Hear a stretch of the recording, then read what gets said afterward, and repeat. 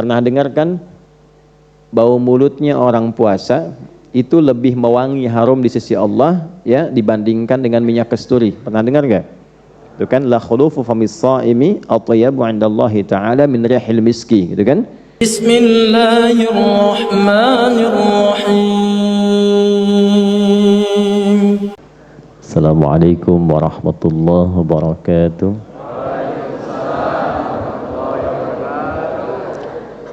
Alhamdulillahi rabbil alamin. Wassalatu wassalamu ala nabiyyina wa sayyidina Muhammadin wa ala alihi wa sahbihi wa dhurriyyatihi wa ummatihi ila yaumiddin. Amma ba'd. Faya ibadallah as-saimin was-saimat, ahbaballahi wa ahbaba rasulihi sallallahu alaihi wasallam. Usi nafsi wa iyyakum bitaqwallahi faqad fazal muttaqun fala tamutunna illa wa antum muslimun. Faqala ta'ala ya ayyuhalladzina amanu taqullaha haqqa tuqatih wa la tamutunna illa wa antum muslimun. Apa kabar semuanya? Alhamdulillah. Semoga Allah berkenan menerima seluruh rangkaian ibadah yang telah kita tunaikan selama Ramadan ini khususnya, baik itu ibadah malamnya pun demikian juga dengan ibadah siangnya. Jika disebutkan ibadah siang, itu yang dimaksud dari mulai terbit fajar sampai tenggelam matahari, singkatnya dari subuh ke maghrib. Kalau disebutkan ibadah malam, dari maghrib sampai menjelang ke subuhnya, itu biasa disingkat dengan keumumannya, ta'mim namanya, lailan nahar, ibadatul lail wa ibadatun nahar, ibadah yang dikerjakan di waktu malam, ibadah yang dikerjakan di waktu siang. Jadi kalau ada nama umum siang, itu bukan waktunya waktu zuhur, bukan, tapi yang dimaksud ibadah yang dikerjakan dari terbit fajarnya sampai tenggelam matahari. Makanya ada istilah puasanya siang, malamnya qiyam. Siam dilakukan di waktu siang, qiyam dilakukan di waktu malam. Nah, ini harus dibaca pakai tafsir, pakai dalil. Kalau pakai terjemah nanti mulai puasanya zuhur, bid'ah nanti ya. Baik. Nah, Bapak Ibu sekalian, dalam beberapa kesempatan telah kita uraikan mengapa Ramadan ini menjadi spesial, mengapa Ramadan ini istimewa, mengapa Ramadan ini penting. Sehingga dengan rasa kita menempatkan Ramadan sebagai bulan yang penting, maka dengan prioritas kepentingan ini terlahirlah motivasi pada diri kita untuk meningkatkan kebaikan dan ibadah di bulan Ramadan melebihi bulan-bulan lainnya. Di beberapa pertemuan yang lalu telah kita uraikan, baik di tempat ini, di masjid ini, ataupun juga mungkin di tempat lain tapi tersambung online dengan Bapak Ibu sekalian. Perbedaan tempat tidak melarang kita untuk tersambung secara ilmu dan hati. Hati kita terkoneksi, pikiran kita tersambung walaupun berbeda tempat. Orang Arab mengatakan, ana ma'akum qalban wa qalibah. Aku membersamaimu, baik itu dalam keadaan satu tempat ataupun suasana yang berbeda. Nah, dalam pertemuan itu kami sampaikan beberapa keunggulan, keutamaan bulan Ramadan, ibadah yang terdapat di dalamnya yang tidak ditemukan keunggulan lain, keunggulan yang serupa di waktu-waktu yang lainnya. Nah, ini yang kemudian kita akan coba optimalkan untuk membahas keunggulan-keunggulan dimaksud, khususnya nanti yang terkait dengan dua waktu itu. Apa saja keunggulannya, seperti apa yang bisa kita dapatkan, Allah manfaatnya, yang dengan itu alhamdulillah ini bahasa umumnya mumpung gitu kan, aji mumpung. Mumpung masih ada di hari-hari awal, baru hari kedua, insya Allah kita bisa dapati sampai hari-hari selanjutnya. Kalaupun takdir menyampaikan kita di hari ini berbuka misalnya, dan dengan itu kemudian kembali misal kepada Allah di hari ini pula, mudah-mudahan dengan belajar bekal ini, keutamaan itu diraih sebelum kita berpulang pada Allah Subhanahu wa ta'ala. Baik, kita akan fokuskan pada pembahasan ini melalui sandaran kitab Sahih Al-Bukhari. Saya memilih kitab Sahih Al-Bukhari sebagai sandaran bahasan kita, bukan hanya menunjuk pada referensi dalil-dalil yang bersumber pada Nabi sallallahu alaihi wasallam, tapi juga Al-Bukhari ini termasuk di antara imam yang memberikan satu kategorisasi pembahasan berdasarkan tema-tema. Nah, di antara tema yang paling spesifik membahas dan mengumpulkan terkait dengan puasa, ini kurang lebih di antaranya ada di Sahih Al-Bukhari. Pernah saya sampaikan, Imam Al-Bukhari ini menyusun hadis-hadis Nabi bukan sekedar menjadikannya kitab hadis, tidak. Ya, bukan diinginkan Anda menemukan hadis, baca, paham artinya, selesai. Ya, beliau sosok yang sangat jenius. Jadi oleh beliau rahimahullahu ta'ala, radhiyallahu ta'ala anhu, hadis-hadis Nabi ini setelah dikumpulkan, diteliti transmisi periwayatnya, susunan orang-orang yang meriwayatkan. Ini dari si fulan, si fulan, si fulan, si fulan, sampai kepada Nabi sallallahu alaihi wasallam. Jadi ketika menerima riwayat itu, misalnya saya ambil contoh begini. Pernah dengar kan bau mulutnya orang puasa itu lebih mewangi, harum di sisi Allah ya dibandingkan dengan minyak kasturi. Pernah dengar enggak? Itu kan la khulufu famis shaimi atyabu 'indallahi ta'ala min rihil miski, gitu kan?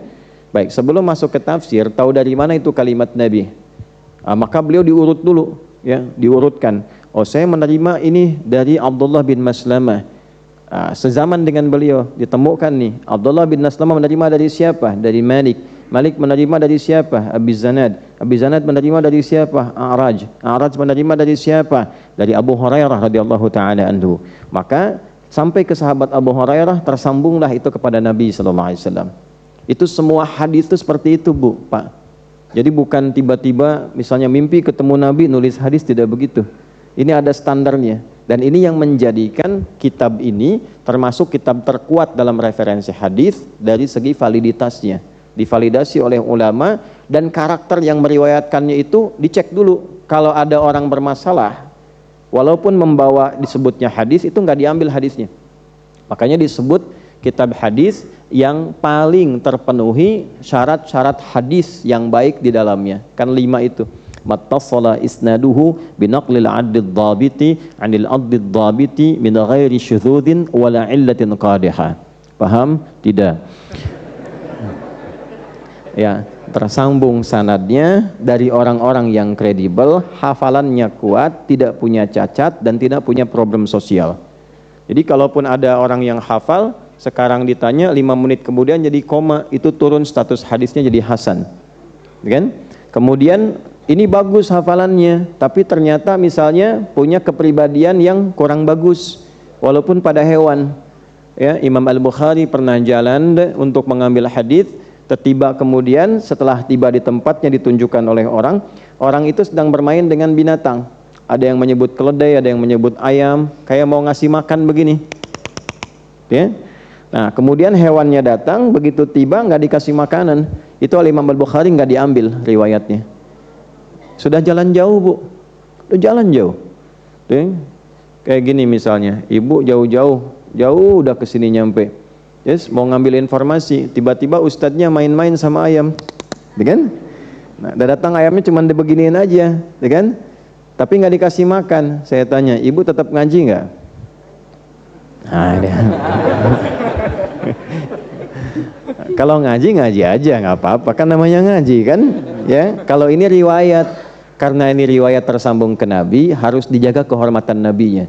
Jangan sampai besok ada fitnah, pantas hadisnya diriwayatkan oleh orang yang bermasalah, pantas orangnya begitu, nanti ada tuduhan lah terhadap Nabi, tuduhan terhadap riwayat. Nah, saking detil dan saking ketatnya periwayatan itu tidak mudah dalam Islam.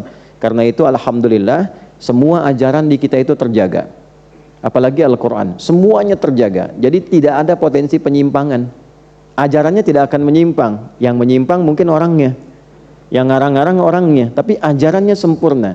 Ini bukti kebenaran ajaran Islam karena seluruhnya terjaga sampai ke periwayat asalnya. Ya. Nah, ini insya Allah yang kita gunakan Sahih Al-Bukhari. Ada 97 topik di Sahih Al-Bukhari. Jadi bukan sekedar kitab hadis, tapi ini adalah kurikulum kehidupan. Makanya disebutnya adalah kitab hadis komprehensif kurikulum hidup dari Nabi dan keseharian Nabi. Al-Jami' As-Sahih Al-Musnad Al-Mukhtasar min umuri Rasulullah sallallahu alaihi wasallam wa sunanihi wa ayyamihi. Itu kurang lebih namanya, ya. Kalau ada keliru-keliru mohon disesuaikan. Kurang lebih nama panjangnya begitu. Supaya enggak kepanjangan disingkatlah menjadi Sahih Al-Bukhari. Nah, dari semua hadis yang dikumpulkan diurutkan 97 tema. Kitab Bad'ul Wahyi, nama temanya kitab namanya, ya. Yang tema pertama tentang awal mula turunnya wahyu untuk memberikan legitimasi kenabian.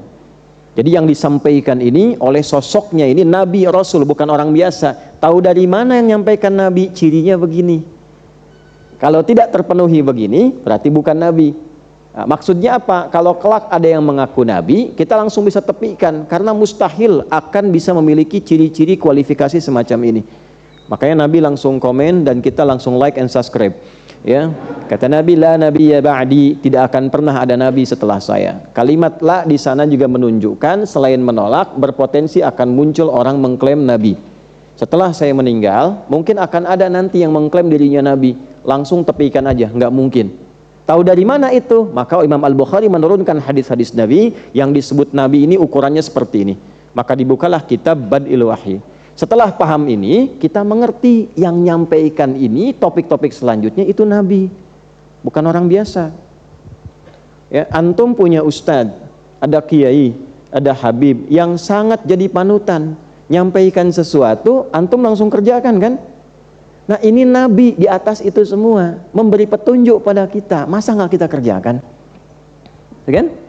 Orang tua kita yang sangat sayang memberikan petuah, kita langsung kerjakan. Memberi nasihat kita dengar. Ini ada sosok Nabi Rasul yang mencintai kita melebihi bapak ibu kita.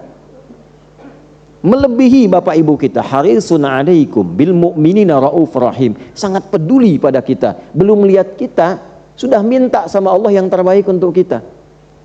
Saya kangen ya sama saudara-saudara saya, kata Nabi itu sallallahu alaihi wasallam dalam satu hadis riwayat yang sampai kepada kita. Ya, sahabat mengatakan, kami kan saudara-saudaramu ya Rasulullah. Bukan, kalian tuh sahabatku.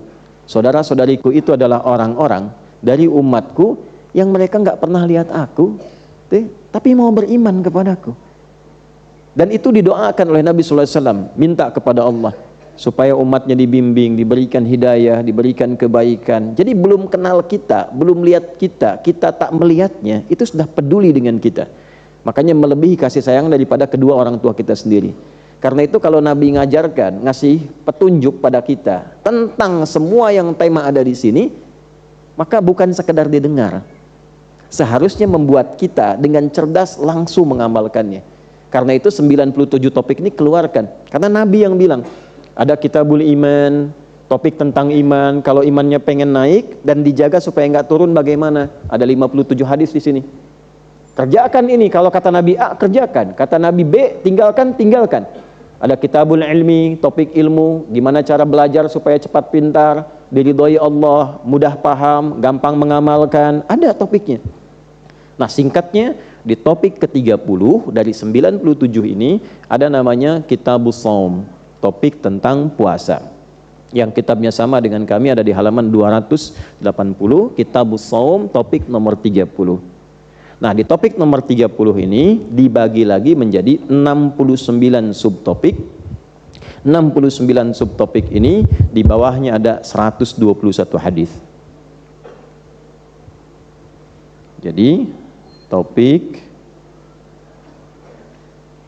nomor 30 disebutnya kitab dalam Sahih Al-Bukhari-nya.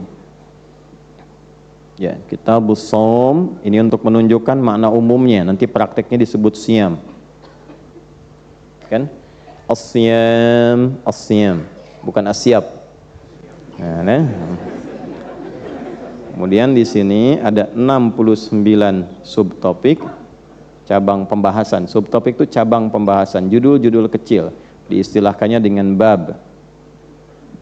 Kemudian dari sini ada 121 hadis. Ini semua terkait dengan persoalan puasa. Ada di sini semua. Jadi kalau hadisnya dibaca, nggak akan banyak pertanyaan.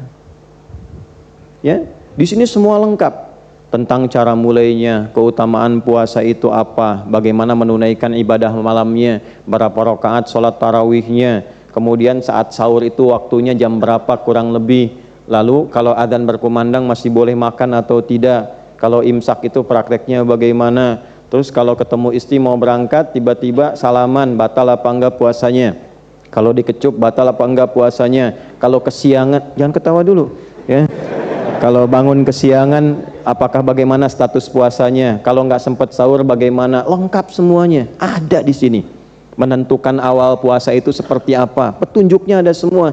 Nah, jadi kalau sudah baca ini, insya Allah tiap tahun kita tidak akan terjebak pada satu kondisi yang serupa ya.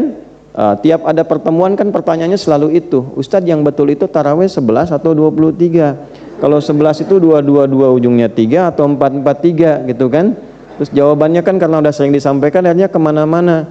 Udah Bu, misalnya kan yang formasi 443 aja, kemarin juga Madrid menang ya kan. Nah, kan udah nggak nyambung tuh. Enggak juga yang 22 ujungnya 1 tuh Liverpool ada di puncak sekarang, bedanya 14. Kan jadi kemana-mana kan. Nah, jangan dipotong tuh videonya tuh, ntar nggak nyambung. Nah, jadi bukan itu. Nah, jadi yang poin terbesarnya, coba usahakan baca. Yang lain dibaca, yang dari Nabi nggak dibaca. Terus pengen ketemu Nabi gitu, aneh kan? Ya Allah. Anda tuh dapat surat dari orang yang Anda kagumi, nggak pernah ketemu, dapat surat, seneng nggak? Baca nggak? Baca. Baik ya. Oh tiba-tiba khusus misalnya kan, Mas namanya siapa? Ya?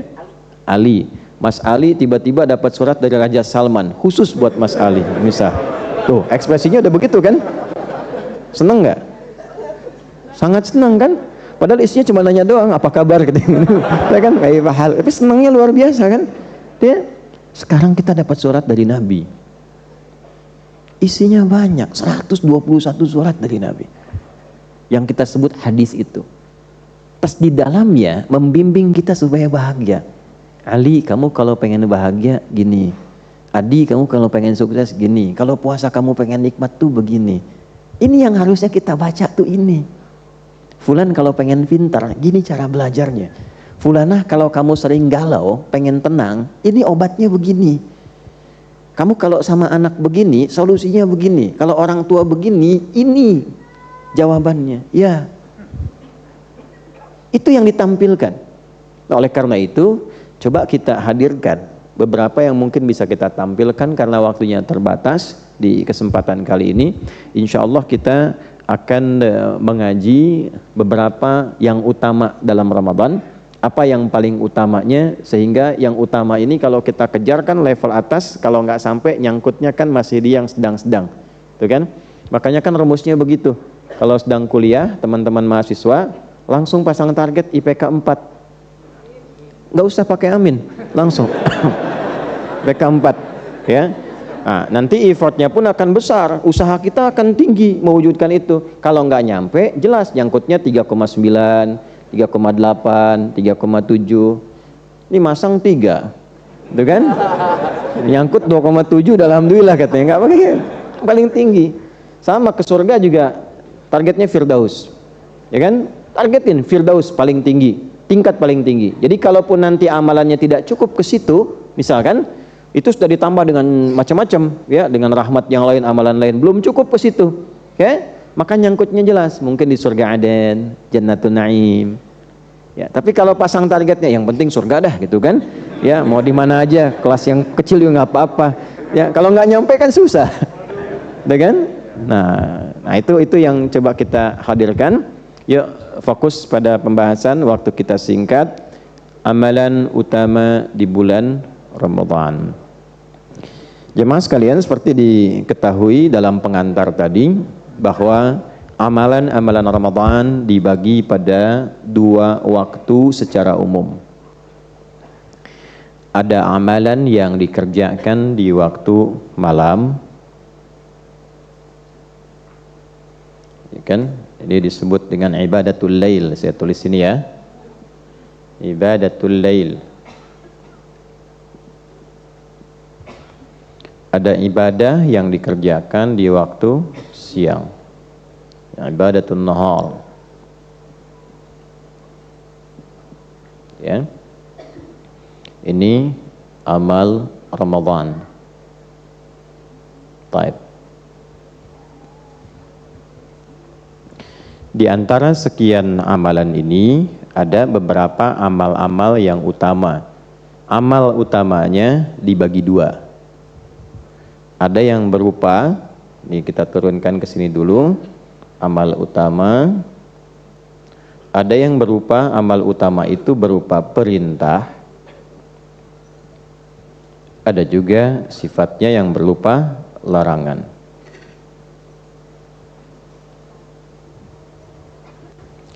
Yang dimaksud amal utama yaitu amal yang saat dikerjakan kita mendapatkan keutamaan pahala di atas rata-rata, di atas standar. Ya, misal begini, kalau standarnya itu sholat ditunaikan, pahalanya berapa?